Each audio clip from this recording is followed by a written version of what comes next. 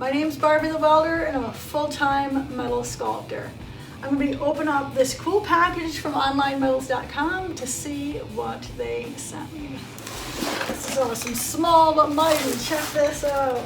So we've got some square stock, all kinds of tube. We've got round tube and square tube. Oh, look at this. I've never even worked with this. This is some really small round tube. I love it. The round stock is fantastic. I actually will take something like this and sculpt it into skeleton fingers or people fingers for different projects that I have. And the different thicknesses allow me to make different size fingers. They're not all the same. So I'm excited about this. I have a big project coming up that I'm going to use this round bar for. Little tiny, this is 1/8 inch here. Little tiny. See, something like this I'll use to make hair for a sculpture. It is small round stock too, but I see hair. We can do a little ponytail with this on a little sculpture. Oh, look at this. So this is a thick-walled round tube. This is really cool. I've not seen round tube with a thick wall like that. That is really neat. 3/4 inch with 3/8 inch thick wall on there. That is cool. So just a small piece of plate like this is fantastic to use for a base for a sculpture.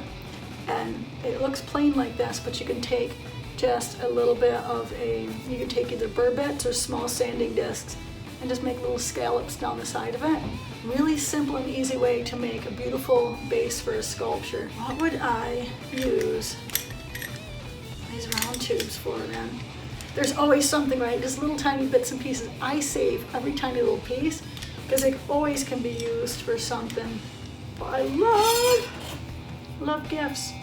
So a lot of times I will use angle iron. I'll actually use this for a base for a sculpture. You can cut a small piece like here and then use this. Say you have a piece of your round bar like that. You can come up here like this, weld that piece here. You can take, where did you go? I really like this. This is fun and different.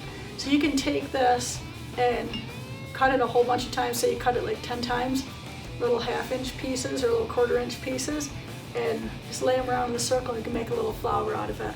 And that's just them. So something like this is fantastic for a base as well, for a sculpture. You just cap both ends and weld it, like cut it here, cap both ends, weld it, and use it for a base.